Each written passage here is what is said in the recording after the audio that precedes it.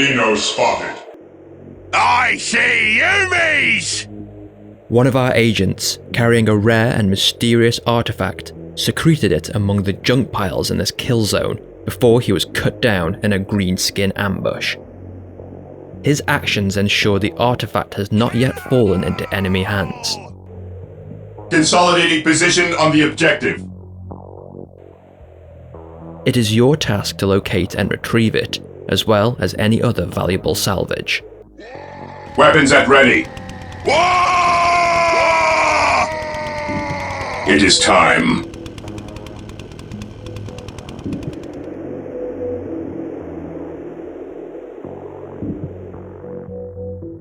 Hello and welcome to JamHammer. In this video, we're going to see a mob of crafty Ork Kommandos take on a stalwart Intercession Squad from the Dark Angels chapter. These two kill teams will be facing off in a matched play game and will be conducting search and retrieve from the Octarius mission pack. This skirmish features 3 scrap piles dotted around the map instead of traditional objective markers, one in each of these corners, and another in the centre of the table. An operative can spend an action point to search for relic and score a victory point for their team while within 1 inch of one of these scrap piles. The operative's team must control the scrap pile first though, like a regular objective, by having the highest action point limits on the marker.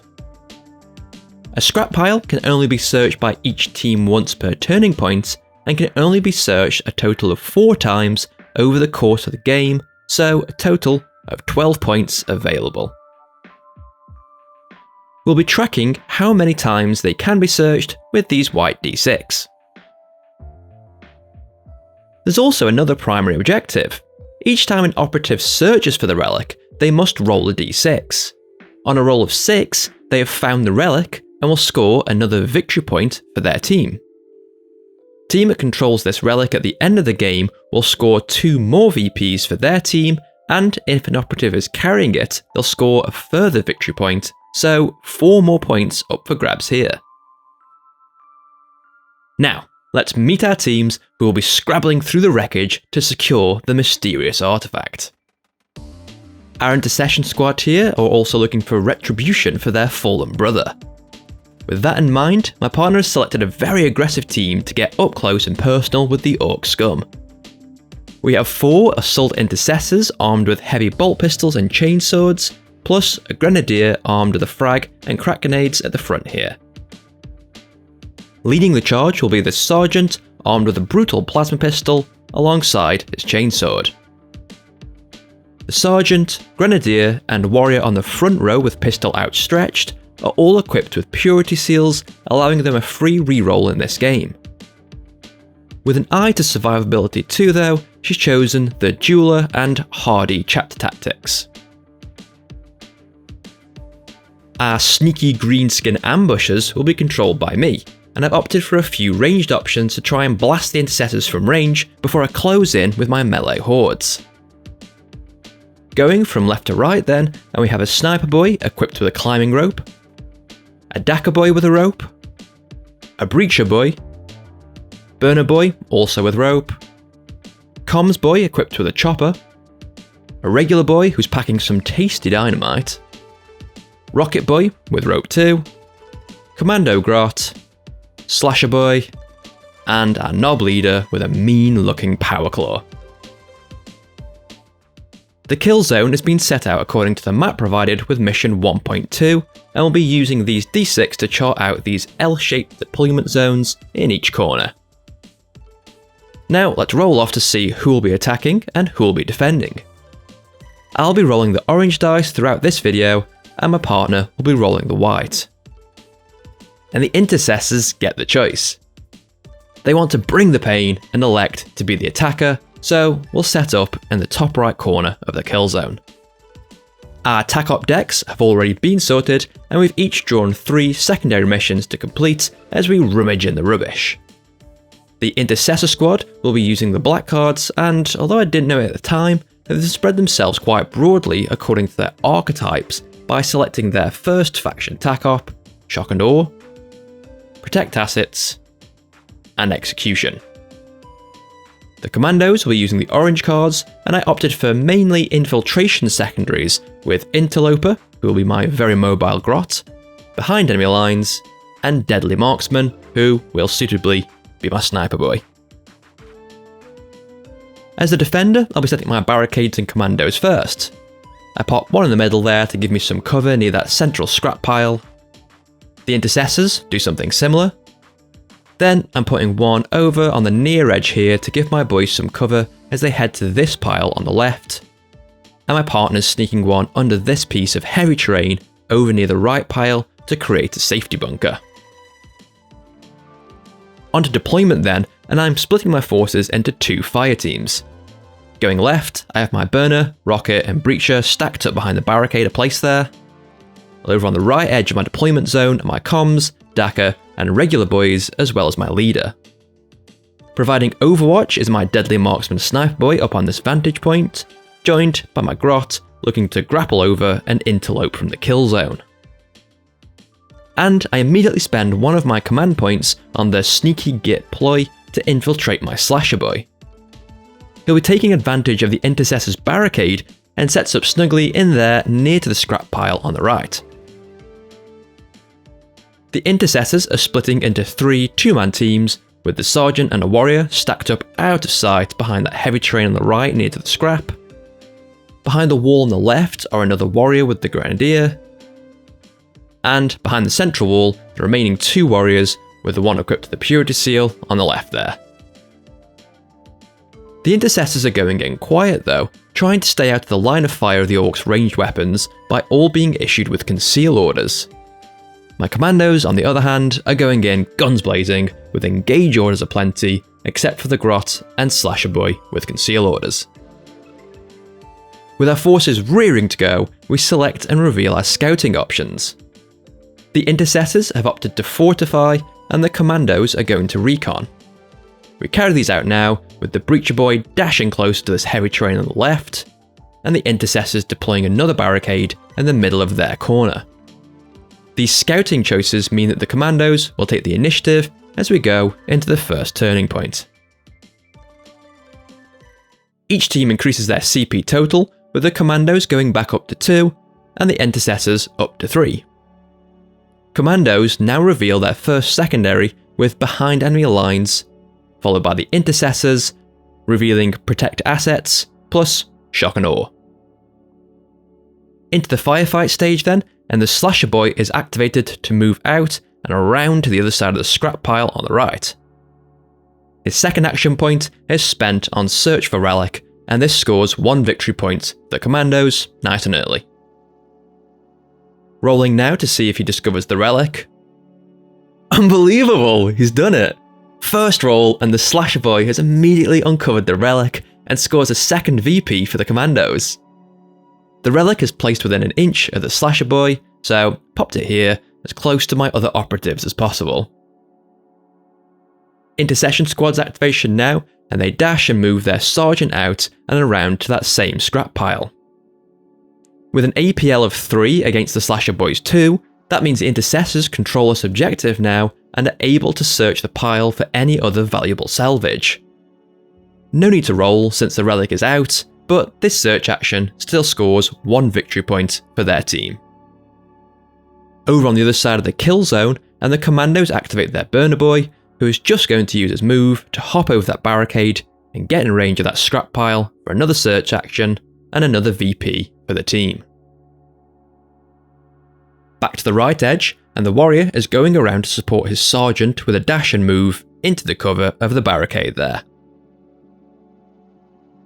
Commandos again, and they're looking to rack up the points early before the Intercessors can move on to these objectives. They activate their leader, who first issues an order to get it done on the regular boy nearby before moving out and into range of the central scrap pile. His last action is used on search, and he scores another VP for the commandos, bringing them up to 4 so far. Intercessors now, and they're, as anticipated, using a move and a dash in the centre to seize control of that objective for the commandos with their APL superiority. This third action, the Grenadier is going to search as well and brings his team up to 2 VPs scored. Over to the Commandos, and they're moving their comms boy out towards the dropped relic. I was so eager to seize this that I rushed out there before using his Listen In ability. He's within 1 inch and can pick it up for free, but unfortunately, an operative can't dash while they're holding the objective marker, so his activation ends here with an AP wasted. Boo. The Intercessors are moving another warrior up to hold that central objective and hopefully score another VP later for their shock and awe secondary. Unfortunately, he was deployed with a conceal order though, so has to resort to just ducking down into cover rather than opening fire on the commando leader with his heavy bolt pistol. The Commandos, on the other hand, can engage in some shooting. The regular boy is activated in the centre and has just enough movement to clear the barricade and hug the wall of this heavy terrain. From here, he can clearly see the entirety of the Intercessor's base, meaning that his conceal order and cover are negated. The boy is within 6 inches and has the extra AP from the leader, meaning he opts to light up the fuse of his equipped dynamite and hooks it into the 2 Marines holding the central scrap pile. Measuring for distance, and yeah, the Grenadier is easily within the blast radius of this, rolling for the first target though, the warrior. That's 4 shots coming in. And it's good, all hit. AP 1, so only 2 saving throws, and 1's a fail. That's a massive 15 damage coming in that would kill the warrior outright, so a CP is immediately spent on a reroll. Ooh, and just about makes it, so the warrior survives with 4 wounds remaining and is now injured. The Grenadier is caught up in the blast. And an even more devastating roll. 2 hits, 2 crits, and this humble boy is really doing me proud. Rolling for defense though, and it's a great save with a crit and regular save negating half the damage there. The Grenadier also lives, but with just 3 wounds remaining, he is also injured. Ouch, absolutely devastating. Time for the Intercessors to make a move, and their warrior comes out and over the wall in the centre here, making sure to stay well clear from the smouldering crater that is the central objective zone. Up on the gantry, and the sniper boy is using his elevated position to good effect and eyes up the poor Intercessors in the centre. He decides to let them have it, and fires his first 6 shots at the warrior on the right. Loads of shots coming in then, and 5 make their mark. Even if my partner made all 3 of her defense rolls, it would still be 4 damage going through, so the warrior is done for. Second shot now on the Grenadier, and all of these hit. A save is retained for being in cover, and the other 2 are very luckily made, so only 1 hit going through, and that Intercessor is left with just a single wound remaining. Brutal stuff. The warrior is removed as a casualty, and the Commandos reveal their deadly marksman secondary now and score a 5th VP for their team. The final Intercessor is activated now, and he rushes over with a move and a dash to support his grievously wounded comrade still clinging onto that central scrap pile. The Commandos take this opportunity to move their breacher boy suspiciously close to this wall, just on the other side of the centre point. Wonder what he could be scheming. The rocket boy is activated now, and is already within range to use his climbing rope to scale up onto the side of that heavy terrain. He uses his move and a dash to get over to the far railing, offering him a lovely vantage point overlooking those very closely arranged Intercessors. Dakka boy next, and he hops over that barricade and throws his climbing rope up onto the wall there. He uses the rest of his move allowance combined with the special Dakka dash ability, which is just enough for him to leap up onto the vantage point and get within the 6-inch range of the sergeant to unload slugs. Which is a good job because only 1 hit and a crit with the first roll. Rerolling the misses then. Ooh, that's more like it, with 2 of these converted to critical hits. Defense rolls negate 2 of these crits owing to the chapter tactic, but 1 is a fail. The Purity Seal is powered up for a reroll, and it's still a fail, so a crit and a hit going through for 7 damage. Finally, the grot is activated and, squinting over the kill zone, spies a likely spot just to the left of that ramshackle wall and fires off his grappling hook. Zipping along to the floor, he lands an inch nearby and uses his remaining action to dash just a little further into the Intercessor deployment zone and away from the uncomfortably close Primoris giants. This also fulfills the criteria for behind enemy lines and scores a 6th and final victory point for the Kommandos this turning point. A literally explosive opening round then, with the Kommandos scoring big, but the Intercessors have still managed to wrestle control of 2 objectives from the Orks, meaning they score a 3rd VP for shock and awe. The Kommandos have scored the maximum points for the primary this turn, as well as several of their secondaries.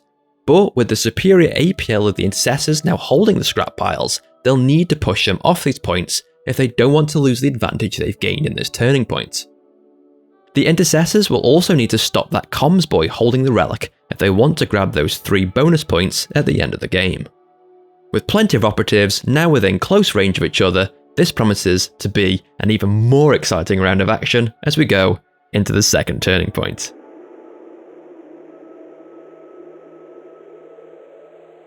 Rolling off for initiative, and the Kommandos manage to hold on to it. They take up to 3 CP, as do the Intercessors. The Marines also take this opportunity to reveal their 3rd secondary, Execution.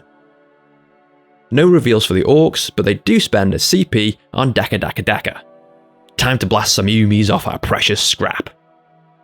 To compensate for their injured operative, the Intercessors are spending a CP on And They Shall Know No Fear. First activation, and quickly, before anyone notices, the grot scuttles off the Intercessor's table edge and scores 2 VP straight away for Interloper. And the Kommandos go up to 8 victory points. Lovely stuff.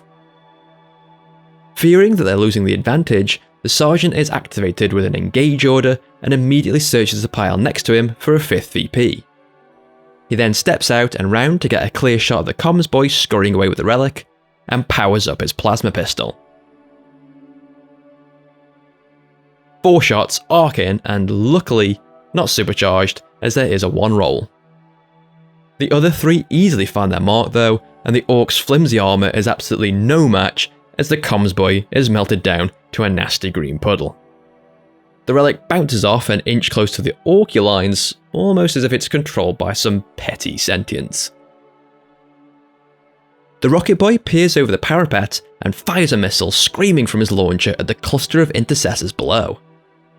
Aiming for the fresh and healthy Marine, scores a crit and 3 hits. I immediately forgot about the ploy I played, but do at least attempt to re-roll for the Ork not moving. And fail it.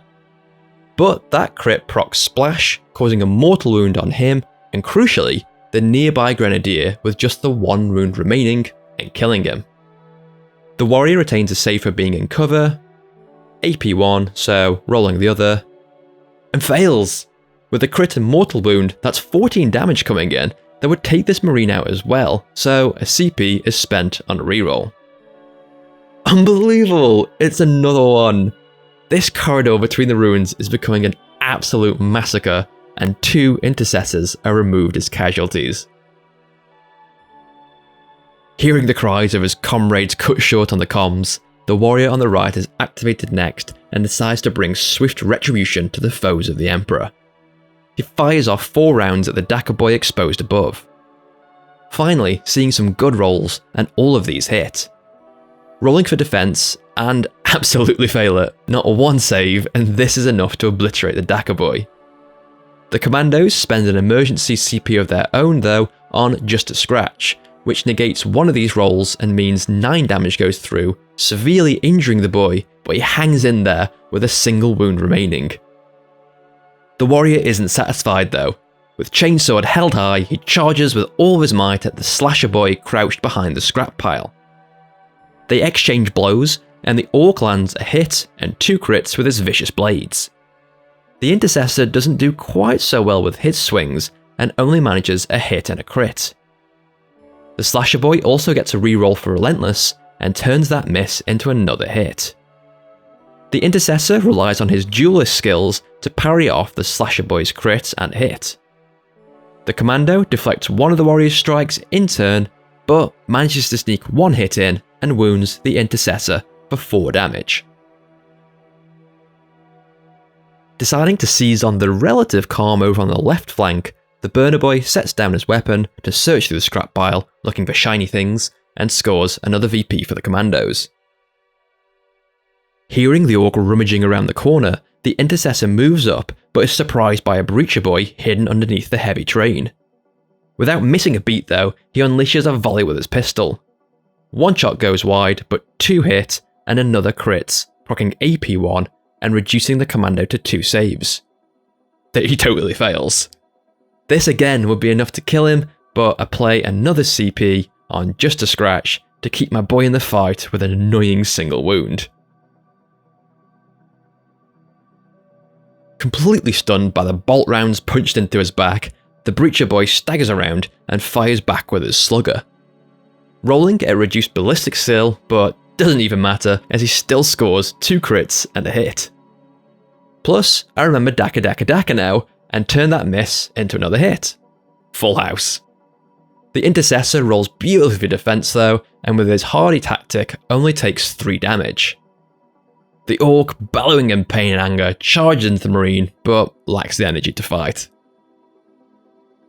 The commando's leader sees the intercessor disappear around the corner and hears the ensuing fight breaking out. Quickly searching through the scrap pile nearby, he pockets another VP for his team, bringing them up to 10 before moving off in pursuit. The Daka boy is in bad shape, but he manages to level his gun at the sergeant below and unload slugs, then dashes back away out of sight. He manages a hit and a crit, so the ploy turns 1 miss into a hit. Rerolling the other 2, but both still miss. The sergeant retains a save, makes a critical save, but fails the other one, and takes 3 more damage and is now injured. The sniper boy spots that the sergeant is looking the worse for wear and decides to try and put him down. Firing his scoped big shooter, and with so many shots fired off, a few find their mark. One is a crit though, so procs the ploy, as well as 2 mortal wounds. The sergeant rolls for defense, but we realise that with only 3 wounds remaining at this point, he can't shrug enough damage, and he goes down in a hail of bullets. This means another VP is racked up by the deadly marksman. The commando boy is activated now and charges in to assist the slasher locked in combat with the warrior. He swings with his axe. Not very well. Or so I thought at the time. I completely forgot about combat assists here, so the boy actually makes all of his hits. Luckily, the intercessor didn't fare too well either. They parry a blow each, but the marine outmaneuvers the orc and wounds him for 4 damage. Last commando now. Can the slasher boy take the intercessor down with his twin choppers? Not bad. His relentless ability turns that miss into a crit too. The warrior strikes back with 4 hits, and we have a real fight on our hands. The boy drives a critical hit home and wounds for 5 damage. The warrior parries. The boy parries too. But the intercessor makes a strike and wounds for 4 damage, and finally, another parry from the commando. But is that all you got? I roll this now. Yes! Made it! That's another 2 mortal wounds stacked on the warrior for daring to tangle with an orc in close combat. The intercessor is injured now, and that marks the end of the second turning point. An absolutely brutal second round then, with the commandos really taking advantage of their surprisingly excellent shooty boys to bring down 3 of the Imperium's finest. However, they would have lost 2 of their own had it not been for me spending all of my CP to negate some excellent retaliatory shooting from the intercessors. With the commandos just about holding on to that scrap pile on the left, they've managed to lock out another shock and awe tactic. With so many losses, can the intercessors bring this back around in the third turning point?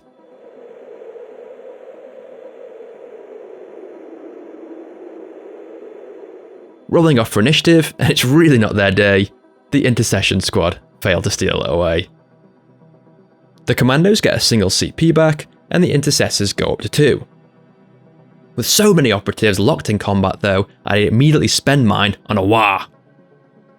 The Intercessors want to give their injured operative a fighting chance too, so opts for and they shall know no fear again. The burner boy is activated first and, ever the opportunist, searches through the remaining scrap for valuables, finding another victory point, before hurling himself into the fray. The Intercessor fires up his chainsword and hacks at the very injured breacher boy. It's quick and painless, with that crit being used to finish off the commando. The Intercessor decides to demonstrate restraint though, and decides it would be preferable to not risk fighting a second time, and instead holds the objective for a potential shock and awe point now that he controls it. Over on the other side of the kill zone, the slasher boy springs forwards with both blades ready and scores 2 crits, a hit and a miss.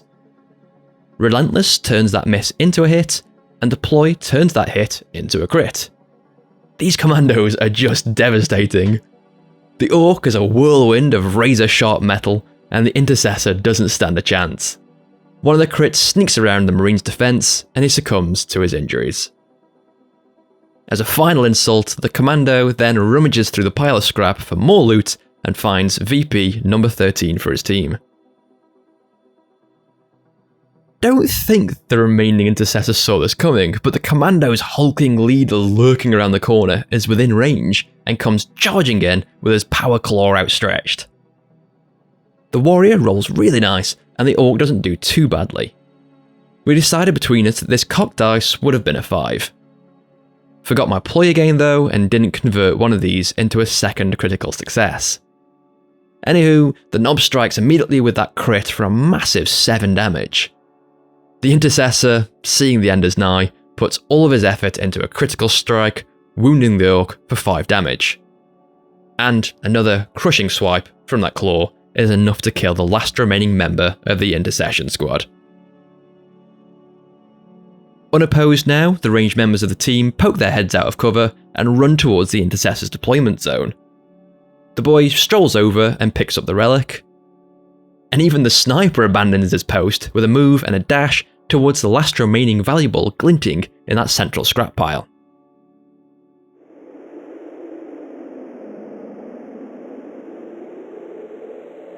We didn't bother rolling off for the 4th turning point with the Intercessors tabled, but a few more moves are made with the Rocket Boy and Dakka Boy firmly planting themselves into the enemy's deployment zone, scoring another VP for behind enemy lines. The sniper rifles through that scrap pile and scores a VP as well. He also earns the team a further VP since he was the deadly marksman and survived the battle. The commandos hold the relic at the end of the game then, which nets them a further 3 VPs for fulfilling the other category for the primary objective.